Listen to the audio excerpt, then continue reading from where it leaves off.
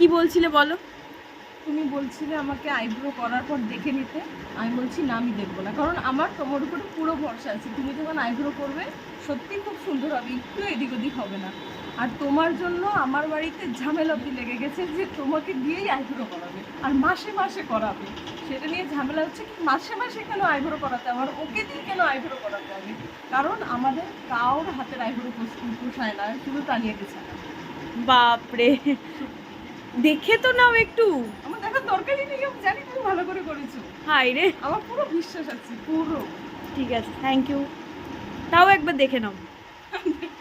দেখতে লাগবে না, আমি জানি, ঠিক আছে। তুমি কতদিন থেকে করছো? আমি কোনোবার দেখেছি তোমার? না তুমি দেখোনি, কিন্তু তুমি কতদিন থেকে করছো আমার কাছে? বছর বছর। তুমি যখন শুরু করো পার্লার, আমার তো মানে তখন থেকে আমি স্টার্ট করেছি তোমার দিয়ে করানোর পর।